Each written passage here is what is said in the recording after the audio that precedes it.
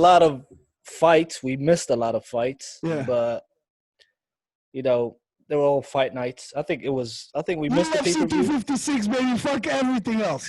Everything else was fucking boring. It was UFC 256 that brought the fire. It brought the noise. And god damn, it put some people to sleep. Literally. For those participants. Let's jump right into it. A lot of people went to sleep in that night. But we're going to start with, like, one of the like underrated fights, I would say. Your guy, the Canadian guy, Gavin Tucker. Gavin Tucker with Billy Quarantillo. Like, really, Billy Quarantillo, man, showed heart. Like, his last fight was kind of funny because he fought what's his name? The Super Ginger, or whatever his nickname is. No. You mean Spike Carlisle or something? Spike Carlisle. I don't think he fought that guy. Last fight, I think it was who? Was it him? Bro, he fought that ginger guy. I think he gave him his back before the end of the round. No. Last fight, it was Kyle Nelson for Who the hell was Kyle Nelson? I don't know. Did he fight the ginger guy before it? Yeah, the ginger. Yeah, Sam Carlisle is before. Yeah. Anyways, bro, he showed heart. He showed heart against this Gavin Tucker guy. Bro, Gavin Tucker has absolute. Who was the favorite? Who was the favorite? In that fight? Yeah. I would say Gavin. Like, I don't remember the odds, but I would say Gavin Tucker, because like Gavin Tucker, he has a couple of fights in the UFC. Yeah, I don't remember a lot of his fights. Was it his debut, or is he just kind of? He's one of the up and coming fighters from Canada. I think Halifax, right? Is he from Halifax or something like that? Yeah, I don't know. Anyways, like his striking, his like Muay Thai, his kickboxing, striking overall is absolutely masterclass. Like, he was technical, but he kind of got dragged into the brawl with Billy Quarantillo, because Billy Quarantillo was kind of, he was surviving after the second round. He was surviving. But let's talk about this. Like, isn't Quarantillo's underrated? Isn't Quarantillo's style is pressure in terms of like smothering his opponent? So I think Tucker outdid him in his own style, because he kept the pressure on him, and the way I kind of took it as when I saw Tucker was, in the beginning, it looked like Quarantillo's pace is going to be a problem for Tucker. But then second round comes in, Tucker was pushing it, whether it's striking, whether it's trying to, I think on the second round they got into like even takedowns or something like that. He defended takedowns. He was technical. Like Gavin Spencer was technical with the teep kicks, with the jabs in the second round, and Quarantillo was like he gassed himself out. He kind of gassed himself out, but he was still there. He was still until the last until minute, the buzzer. Yeah, decision, right? What's his name? Tucker took it by decision. Yep. He got the W by this, but Quarantillo actually showed heart. It was definitely a high-paced fight. I liked it. It wasn't really that exciting just because it went to decision, but that segues us to the next fight of that prelims: Renato Moicano versus Rafael Fiziev. Let's talk about pace now. Moving from a decision fight, bro. First of all, I was favoring Renato Moicano. Don't ask me why. I was favoring him. I wasn't favoring him, but I was like, if he took him to the ground, that's it. Because he's a like strict. He's a slick jiu-jitsu practitioner, but Fiziev, I think he doesn't have that great of a game in the ground, because he's a Muay Thai specialist. Yep. He's gonna kill Moicano in the clinch. He can take him down, but he can't survive in the ground. He can't survive. Yep. He didn't need but let's keep it real though. Fiziev came to play, even that I guess he knocked him out, right? Knockout or TKO, but Renato was in he made a mistake though. But Fiziev, or whatever his name is, Fiziev, he capitalized on Renato Moicano's mistakes, but not only that, he was very technical and disciplined. He was going in and out, until he caught him with that one, and it Combos, was bro. combos. Like, Yes. before he even finished him with a combo, he threw a lot of combos, and nothing kind of was like, where's this coming from? Like he would jab him, kick him, and high kick him at the same time. Like what the hell are you doing, man? Like, yeah, but that finishing combination, it was to the body and then up, right to the body, and it was a right or a left. He as he was backing up. As he was backing up, I think it was the left of the body, a right up top. Then I think he went another left. And he followed him. He followed up with it, bro. He blitzed him, and sheesh, Rafael Fiziev is not coming to play, bro. He's there just to kind of get in, assassin, get the job done, and he stepped up his game. Got that win, KO, knockout on the lightweight bout between on Renato Moicano, right, bro? Talk to me about the main event of the prelims. Cub Swanson versus Daniel Pineda. Bro, first of all, let me just start off with this since you started on the last fight. This fight, Cub Swanson's last fight, was really somebody took something from him. You know? And they took his ACL with them. Who was it with? Like I think who submitted him? Wait, I could get this guy. Like, who did he lose to? Oh shit! They're not even showing it, bro, because it's a loss. I guess. No. Wait. Was it Uriah? No, Uriah Hall? Crone Gracie, bro. Crone Gracie. Yep. But I don't think he got submitted in that fight. It was it? Stupid, bro. I think Crone Gracie they memed the hell out of him the whole week because he didn't know. Like he was just standing there to get punched. I'm looking at something else now. Yeah, I think it's Uriah Hall, like the middleweight. I mean what's his name? The Faraz Sahabi guy. Huh? The Faraz Sahabi guy, bro. Like he likes to do the 50-50 Imanari roll. He just does it all the time and wins. He submitted BJ Penn real quick. What's his name?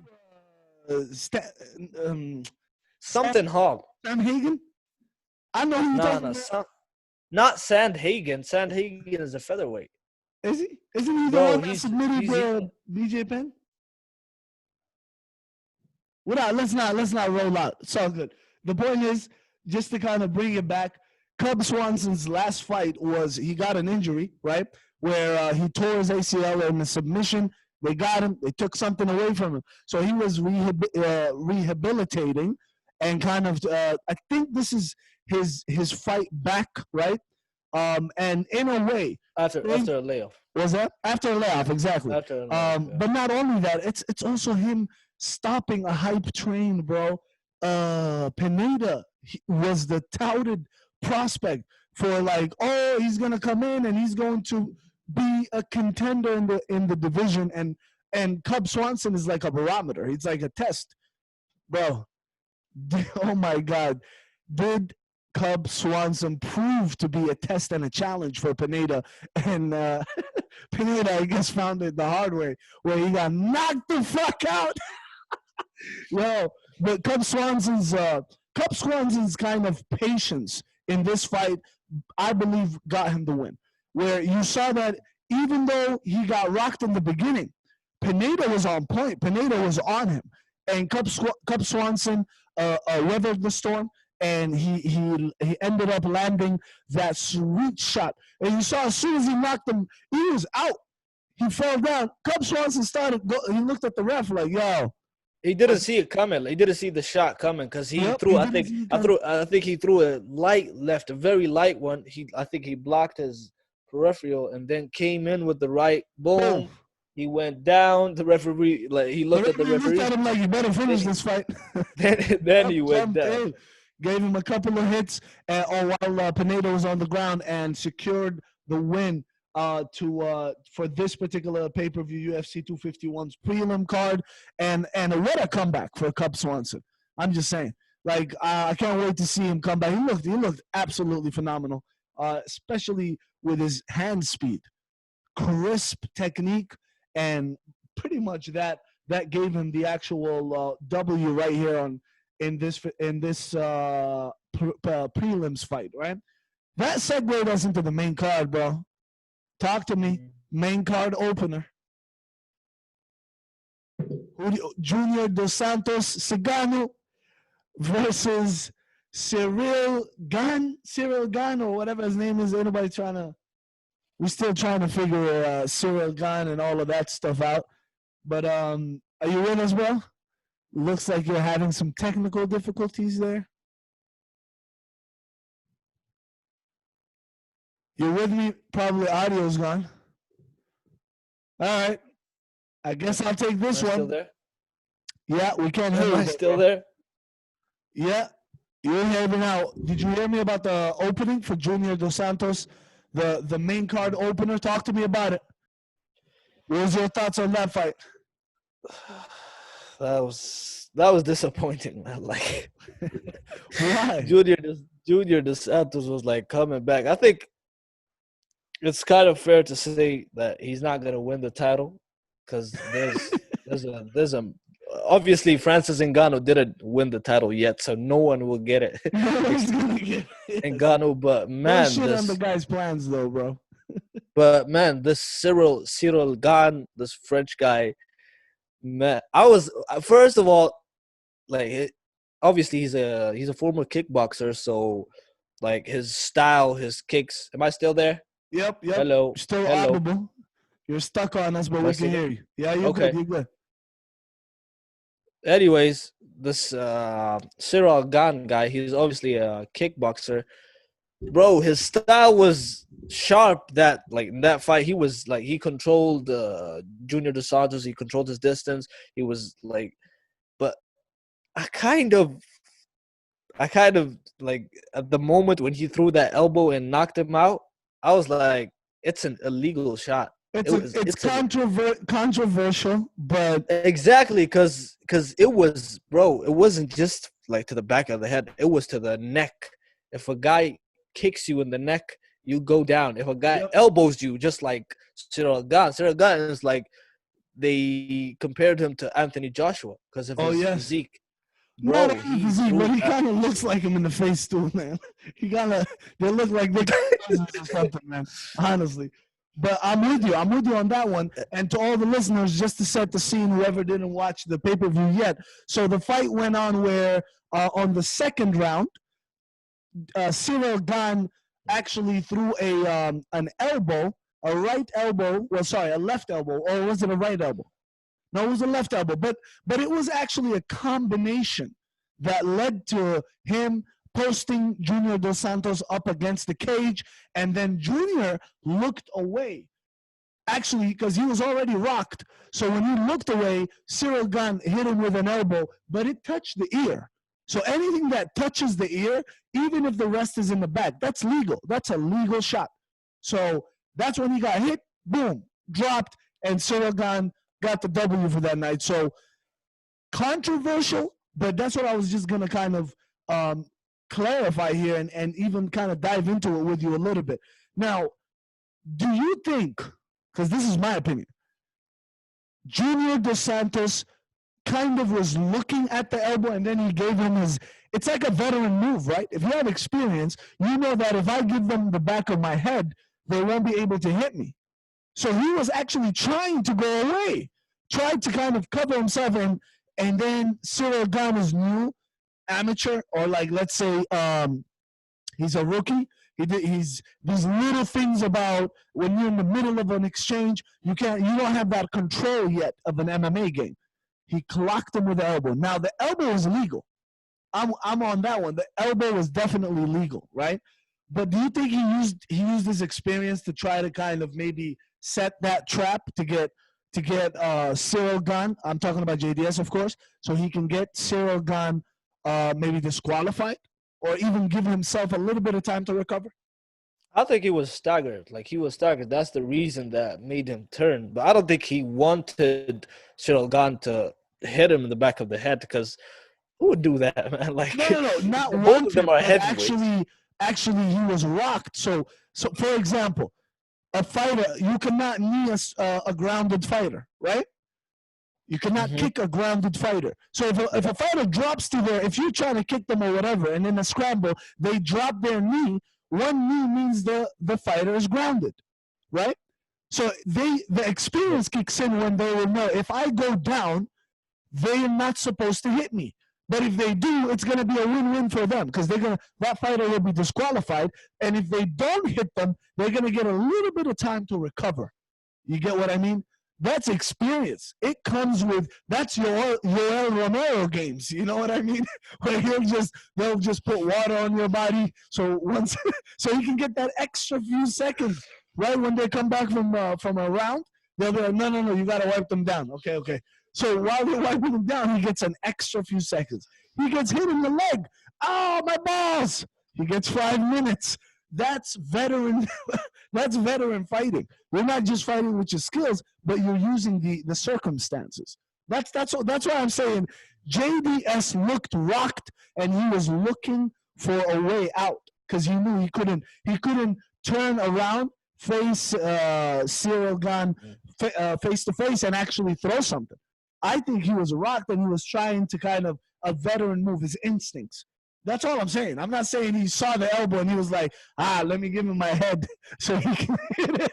I don't think, hey, if he did that, that means this guy has, first of all, high brain power to process that quick, and then amazing eyes, because he saw the elbow coming, bro. What the hell? So, but he woke up and protested like real quick. And that's why I said, I understand, so but sometimes when somebody clocks you with a punch in your eye, it feels like an eye poke, right? But it's a legal punch. That was a legal hit. So controversial, but definitely Cyril Gane rocked him, and he was finishing Junior Dos Santos. So it's sad. It's sad. Now, speaking of new blood finishing old blood, or young gunners finishing those old school guys. The fight after this, or segued us right into Kevin Holland versus Jacare Souza. My God, yo, Kevin Holland came to play. Kevin Holland is the real deal. That's what I think, to be honest. Like, Jacare Souza was coming to play. He was fair game as well, or he was game. But Kevin Holland, bro, what do you think of his performance? Yo, are you stuck again? You look like somebody took your lunch, bro. I'm gonna roast you this whole time until you come back, man. Yo, hey, I was just telling everybody that you looked like somebody stole your lunch. You got stuck. You were stuck like, hey man, I'm gonna fuck you up, man. I don't know. Did you catch what I was saying about Holland, Kevin Holland versus Jacare Souza? Yeah, the last thing that I heard, you said you were talking about Jacare and Holland. Yeah, I was saying, what you think, bro? This is like, I was saying, it's a segue. Speaking of young fighters taking out old school fighters, we have Kevin Holland that pretty much had a spectacular performance in finishing Jacare Souza. Give me your thoughts. It was a complete come-out party for him, man. I didn't expect him to actually survive. Like, when he went to the ground, he was on his back throwing elbows on Jacare Souza and like holding his hands. Like, it was as if he was like an expert in jiu-jitsu. He was just like he was in the gym sparring. It's not. Yep, he was like hand fighting and talking shit. It was like, whoa. I think he told him, I had a dream about you or something. Yeah, or I had a dream about this when I think Jacare Souza clocked him with one, right? Boom, he got him. He's like, that was nice. Dude, man, I had a dream about this. Bro, yeah, he's an entertaining fighter, though, yeah. He's an entertaining fighter. He's the first fighter that talks trash that I actually like. Because in his first fight when he knocked out Joaquin Buckley, yeah. I was like, who the fuck is this guy? Because I saw him fight. I remembered his fight when they brought in the highlights with Thiago Santos. Yeah. I remember a couple of fights, but Dana White Contender Series, right? That's what he came. I don't watch Contender Series. Me neither. Yeah, me neither. I think I saw a couple of his fights after the Thiago Santos fights, because Thiago Santos was his debut.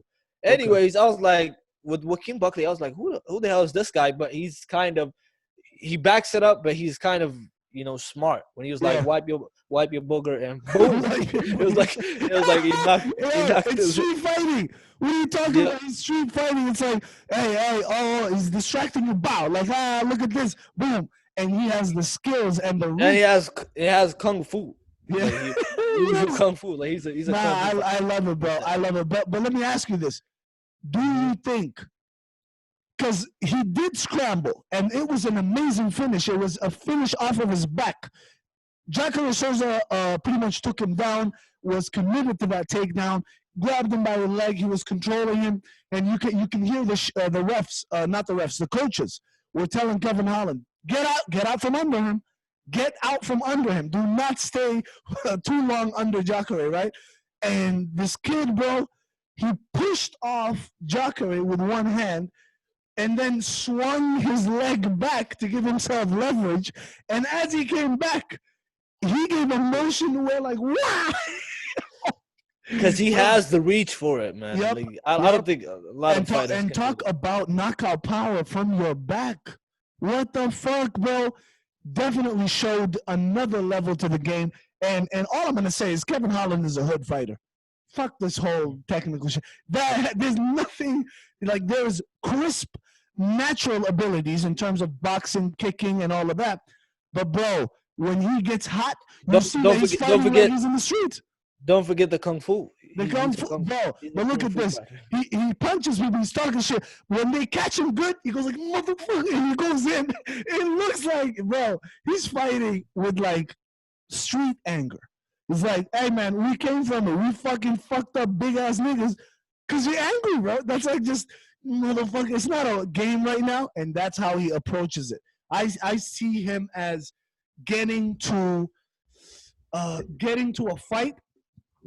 And honestly, I see him becoming the top 5, of course, because he got number 7 in Jacare Souza. Now he took his spot because he pretty much beat him. Now, I think Jack Hermansson is the toughest matchup for fucking Kevin Holland. And I think Kevin Holland actually avoided the COVID-19. Come on, bro. He was scheduled to fight. He was scheduled to fight Darren Till and Jack Hermansson, if I'm not mistaken. No. Vittori was supposed to fight Darren Till, and Kevin Holland was supposed to fight Jack Hermansson. And then Till, I guess he got an injury or some shit. He's out. Kevin Holland got out from the Hermansson fight with a positive COVID-19 test. And then 1 week or 2 weeks later, boom, you're back. Come on, bro. It seems like it's a UFC conspiracy, sir. Let's talk about it. I feel like they knew that Jack Hermansson will pose the biggest threat. Again, not just because. What's that? I think you're just. You're just reaching, bro. I'm not reaching. Listen to why. Because of the physical matchup.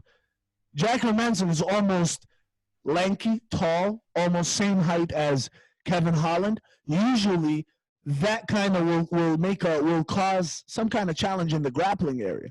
Because you might not be knocked out, but let's not forget Kevin Holland was knocked out before this. Like, he did get knocked out before.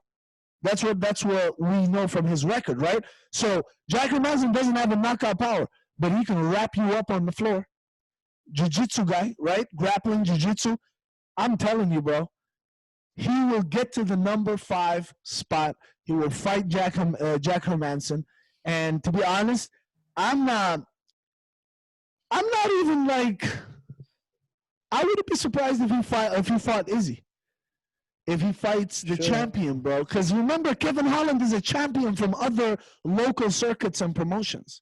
So he's coming into the game knowing what does it feel like to have a belt, to be a champion, to defend it, so on and so forth. So he's a big threat, man. Kevin Holland is a big threat. So that's how the switcheroo happened. And then I guess Kevin Holland was available, Jacare was available, and they put the matchup instead of Vittori and Till, which was supposed to be last weekend, right? So that's how he got the matchup. Now, am I reaching? Maybe, sir. But would it be a great matchup if we're going to see Kevin Holland? Now he's talking about Brunson, but if we're talking about Kevin Holland with a big, tough challenge, I think it's a grappler. It would be another grappler or jiu-jitsu guy. Not like Jacare Souza. He's an older guy, bro. He's on his way out. Jack Hermanson, like Vittori pieced him up on stand-up. So if he stands but he up wasn't able to finish him. If he stands up with Holland, Holland will pick him up. And with the trash talking, bro, he would beat him in and just finish. Because I'm just Jack saying, Hermanson is not. Go on. I think Jack Hermanson is a younger grappler and jiu-jitsu guy, and he will definitely do a better job than Jacare Souza did with Kevin Holland. That's just my opinion, you know, and we will see. He's trying to fight Brunson, which is a wrestler. So let's see Derek Brunson, Kevin Holland. Let's see how that goes as well, right? So I'm just saying, attributes-wise, the shit talking will get him into a championship fight. That's what I think. You with me?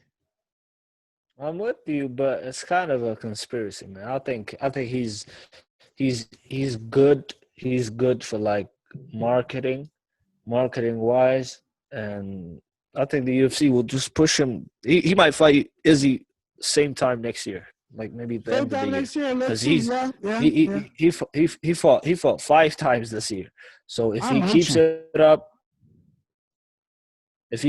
up, they might give him next. Maybe a couple of 2 months, they might give him number 3, number 4. He beats him. After that, he might fight Izzy, or Izzy might vacate the title and just go to a light heavyweight. And go to light heavyweight, you mean? Yeah, this whole technical shit is definitely frustrating here. I don't know if you're listening or not. We're moving on, sir. Co-main event. Tony Ferguson versus Charles Oliveira. You with me? I'm with you. I hope this is being captured. Your different faces. Oh my god. That looked like you just. I look like a hacker. It looks like you just smelled the fart, nigga. I look like a hacker. Like, oof, what the fuck is this, man? Yo, Tony Ferguson versus Oliveira, bro. You listen? Yeah. Tell me about it before you get stuck now. I'll try to look at the card. What's that? Okay. I was just looking at the card. I would say Tony Ferguson didn't. Like, he was dominated. It wasn't that he, after the armbar incident, his hand got hyperextended and then he didn't fight well. I would say before that, for the whole round, no one picked Tony up, slammed him down, controlled him, and pretty much just didn't give him any chance to do a Dars, to escape, nothing. Just elbow him, didn't give him a chance to elbow.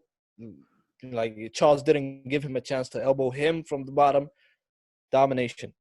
Absolute domination. And he was pissed. Yeah. He was pissed. Tony was pissed, but he didn't show it. He was like, yeah, at the end of the fight, he was like, yeah.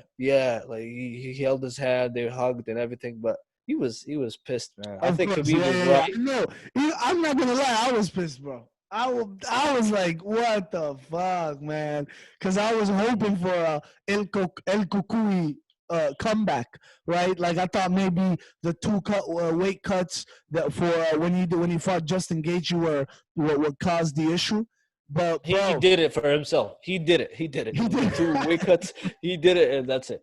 I know. But definitely same kind of reaction on my end. It was sad. But definitely not to take anything away from Charles Oliveira's performance, bro. Charles came to play. Oliveira came to play with his voodoo and his magic shit, his santeria. I don't know what the fuck. He was holding a rock. Did you see that shit? Even Joe Rogan was like, what's that rock? I think it's just a charm lock. He looked I at think him, it's he a was charm holding it, he lock. was like, and you know what? I know a little bit of fucking Portuguese, and this motherfucker, I know he was like 300 miles an hour. The way he was talking, I was like, oh, he's thanking all of his, his witches and all his big homies that helped him out. I think he said in the beginning, he said, Deus. Deus means God, right? Yeah. So he said Deus, then he went on. Then he went. I'm just saying, showed bro. that stone. I think it's a lucky charm or something. Like fighters have things lucky glove, sure. We know what happened in fucking the World Cup, Brazil soccer World Cup. Brazil always win with some voodoo shit, bro. What are you talking about? So the fighters, of course, they told me.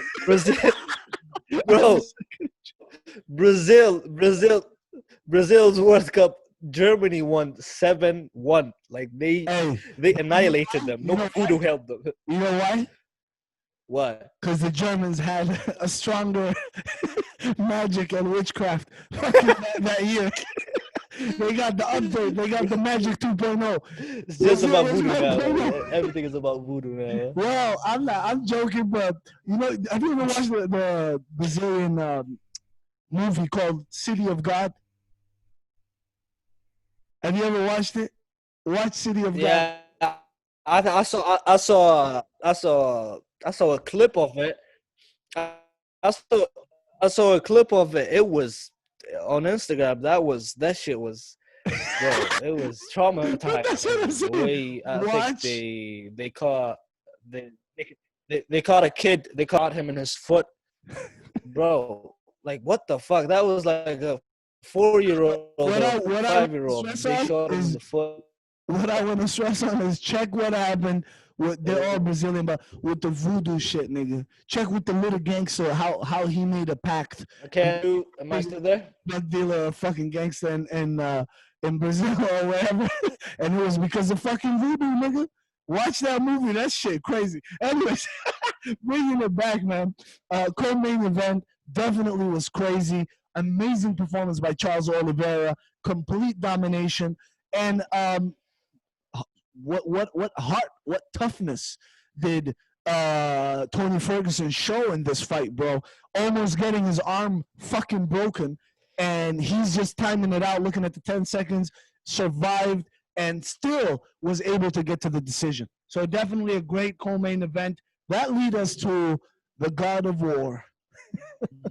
The main event, Davison Figueiredo versus, Brandon Moreno? Is that his name?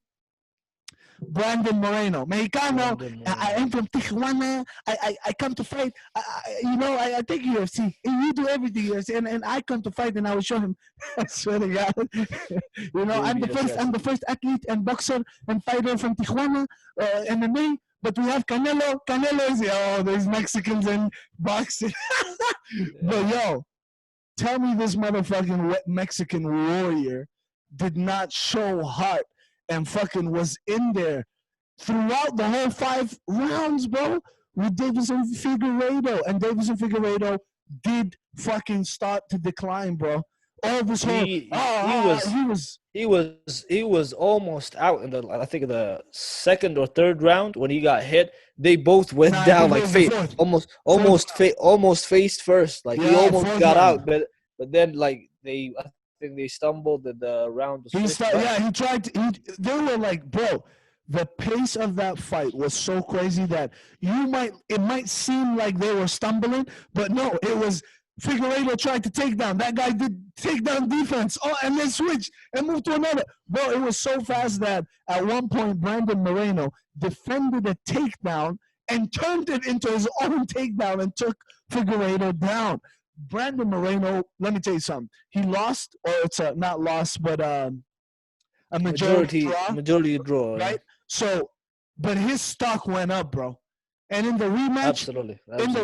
bro, I bet you as he's gonna get him. I bet you. But there was not a lot of jiu-jitsu, not a lot of grappling, right? The only thing that I saw really is that Moreno was actually out grappling the champion, Davison Figueiredo. He only like controlled Davison for one or two takedowns. The rest of them he went up. Davison just went up. Three takedowns. Three, and then the other one. I don't know the overall like how many times he took him down, but in the first round, second round, third round, any takedown he took Davison down, Davison would get up. Yep. But after he started to decline, then he started to control over like 10 seconds or 5 seconds. But that's what I'm saying. The last one he actually had him. Remember when he had him? He took him down. That's when Figueiredo tried to take Moreno down, and then Moreno shifted it, and they were right up against the fence. He actually took him down, and he had him controlled for a while. But even then, he had him controlled for a couple of seconds. But even then, like Davison would throw in elbows. I'm surprised he didn't open him. He was throwing elbows like he didn't open him up. Let's talk about it. Elbows from the bottom, right? You're talking about when Figueiredo was bro. What's up with the eye pokes? What's up with the dirty fighting, bro? The champion Figueiredo was poking Moreno every fucking chance he got. Even Moreno, I think, poked him, right? Moreno poked him once. Well, I'm not sure. Maybe he either poked him, or it was three times. And he fucking he soccer kicked his balls, bro. Oh, that was, bro. He coughed blood or something. Bro, that motherfucker was. He's like, you're not taking my championship, bro. Fuck this shit. He's like, I'm kicking the shit out of you. But if you see it, that when he was posting up, when Moreno was on top, when he was posting up, he was holding him and putting his thumb in his eye. Figueiredo was posting Moreno, and then hitting him with an elbow. It was right? Like on the heat of the moment. I don't think he was playing dirty, man. Maybe, but I don't think it was. He was fighting dirty. But let me tell you something. I think it was intentional. Let me tell you something, though. By any means, yes, it's a draw, but we already know because of the illegal hit, Figueiredo lost a point. The champion lost a point, and they ended up being the outcome of the match. He didn't even give him a warning. It was the first. No. Okay. He didn't give him a warning before that. As soon as he kicked him. Look at this. It's the third foul. So it wasn't a nut hit. It was the eye pokes. What's his name? Jason Herzog? Yeah, Jason Herzog, right? It was the referee. Jason Herzog made sure, hey, watch out, watch your hand. He gave him 100 warnings about the poke. He poked him twice. He poked him again. Oh, shit, okay. Give him time. Give Moreno time. Okay. And then you saw again that he's taking it.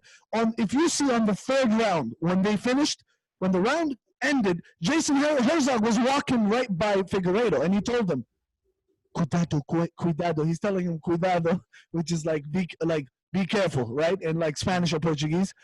So he's like, cuidado, okay? He's telling him like your hands and shit. He's like, all right, this motherfucker in the fourth round, fucking, he's kicking a fucking a soccer ball. Bah! He hit him. He's like, nah, bro, come here.